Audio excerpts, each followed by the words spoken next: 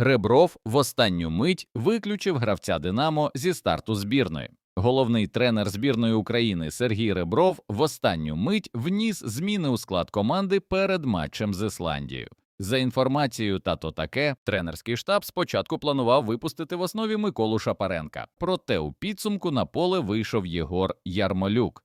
Зазначається, що на тренуваннях напередодні саме Шапаренко працював із основним складом. Крім того, Ребров дав Ярмолюку відіграти проти Франції 85 хвилин, а не надав відпочинок. Але тренери збірної вирішили, що Микола поки не готовий виходити в старті головної команди. В УАФ виступили із заявою щодо зірки збірної.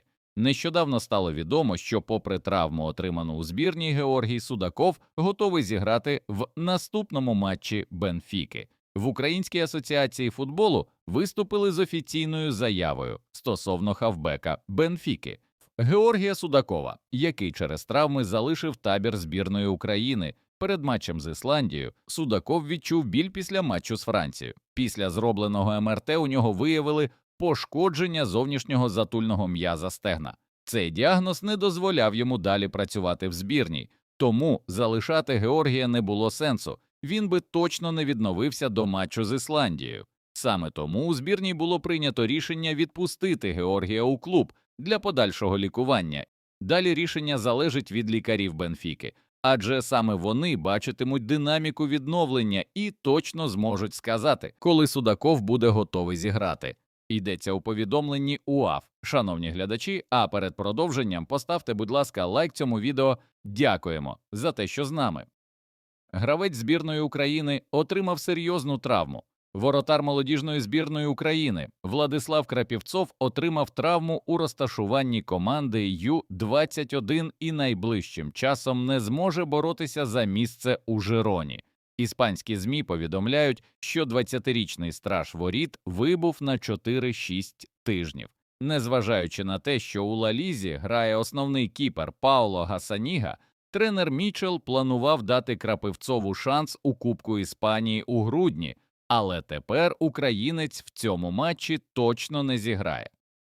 Український нападник Римської Роми Артем Довбик розповів про те, коли повернеться на поле. «Я одужую, травма м'язова. Неприємна, тому що знаходиться поруч із сухожиллями. Ще місяць, і я повернуся. Я хотів би допомогти своїм товаришам по збірній, але був досить упевнений у їхній перемозі».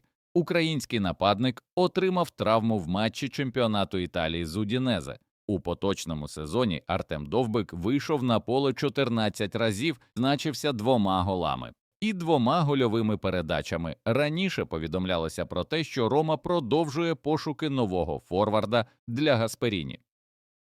Андрій Лунін виступив з офіційною заявою. Український воротар мадридського Реала Андрій Лунін відреагував на чутки про своє небажання грати за національну збірну України. «Я не можу мовчати, особливо коли намагаються забруднити моє ім'я і поставити під сумнів мою любов та відданість до національної команди. Хтось із вас чув від мене, що я відмовляюся приїжджати до збірної, чи від головного тренера? Відповідь – ні, бо це апріорі неможливо. Навіть думати про те, щоб не грати за збірну України, не те, щоб сказати таке збірна, це мрія та ціль кожного футболіста, і для мене це гордість – представляти кольори нашої країни. Було достатньо багато ігор, коли я не грав, а був на заміні, і ніяких проблем не було. Всі хочуть грати, і це нормально, але рішення приймає тренер, як він вважає найкраще для команди. А ми, як гравці, маємо бути готові допомагати. Статті, які були опубліковані – це брехня. Я відданий Україні, заявив кіпер Реала Андрій Лунін. Шевченко звернувся до гравців збірної України. Національна збірна України переконливо обіграла Ісландію у заключному турі групового етапу відбіркового циклу на чемпіонат світу. Підопічні Сергія Реброва пробилися до плей-офф раунду кваліфікації. Після гри прес-служба УАФ опублікувала відео із роздягальні синьо-жовтих. Футболісти неймовірно раділи, а потім слово взяв президент УАФ Андрій Шевченко, який подякував гравцям національної команди. Це історія України сьогодні, не тільки вашого матчу. Нашим людям зараз дуже тяжко. Повірте мені, ви дали найбільше сьогодні для них, ніж якісь позитивні новини, тому що вони чекали цього.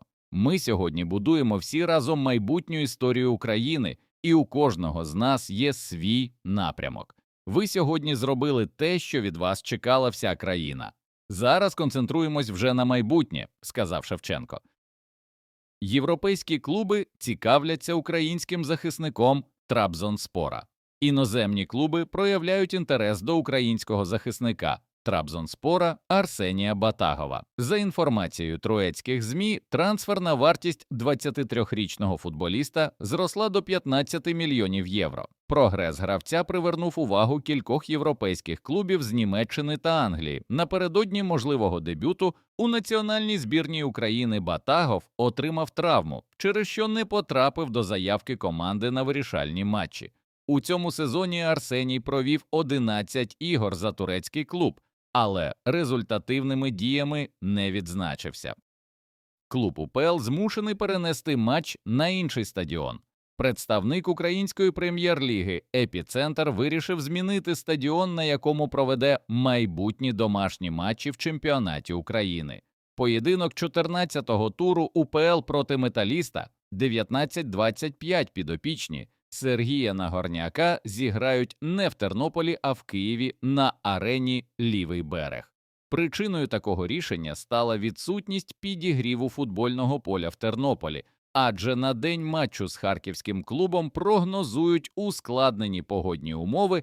«Епіцентр» вже звернувся до дирекції з УПЛ з проханням перенести матч на стадіон у Києві. Екс-капітан «Динамо» назвав футболіста киян, який скоро засяє у Європі. Колишній капітан «Динамо» Микола Морозюк висловився про хавбека киян Миколу Шапаренка. Навіть зараз читаю, що Колю Шапаренка вже активно хочуть десь бачити, але, чесно, дивлячись на нього зараз, він ще не той, ким може бути. Я знаю причину і впевнений, якщо, дай Бог, він поїде в Європу, то відродиться і знову стане тим самим Колею. Іноді чую цінники, які, на мій погляд, трохи завищені. Але хто платить, той і замовляє музику, сказав Морозюк. Легенда «Динамо» залишив посаду наставника іноземного клубу, легенда київського «Динамо» – найкращий бомбардир в історії чемпіонату України. Максим Шацьких залишив посаду головного тренера ФК «Андіжан», який виступає у чемпіонаті Узбекистану. Про це повідомила прес-служба команди. Після 28 турів екс-команда Шацьких посідає 12-те місце у турнірній таблиці чемпіонату Узбекистану. Відомий український колишній футболіст заявив, що, можливо, піде в політику. Колишній захисник Дніпра, Шахтаря, Карпат і збірної України Артем Федецький відповів на питання про політичну кар'єру. «Звісно, я розглядаю варіант піти в політику. У нас таке життя, що все може бути. І який це буде напрямок, я не можу сказати, але все може бути. Так безпосередньо, щоб я планував і хочу, то ні, в планах поки такого немає, але хто знає, як буде далі», – сказав Федецький. Нагадаємо, що у 2019 році Федецький балотувався у Верховну Раду по одномандатному виборчому округу у Львові від партії «Слуга народу». У парламент він не пройшов. Стали відомі усі суперники збірної України у плей-офф до чемпіонату світу з футболу. Збірна України потрапила у перший кошик для жеребкування плей-офф європейської кваліфікації чемпіонату світу. Це стало відомо після того, як Австрія не поступилася Боснії, хоча Данія не виконала своє завдання та програла Шотландії 2-4. Збірна України з футболу гарантовано проведе матч першого раунду плей-офф кваліфікації чемпіонату світу на домашньому стадіоні.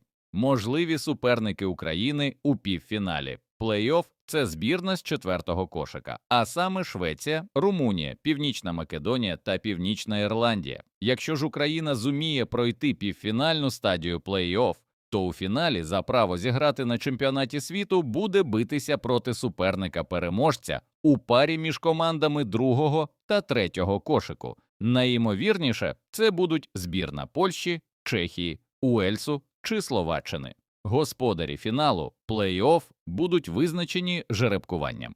Поки що невідомо, де саме Україна проведе домашній півфінальний матч відбору. Однак, швидше за все, зустріч відбудеться в Польщі і, цілком можливо, у Варшаві, де підопічні Сергія Реброва здолали Ісландію у вирішальному поєдинку кваліфікаційної групи. Шановні глядачі, поставте, будь ласка, лайк цьому відео та підпишіться на канал.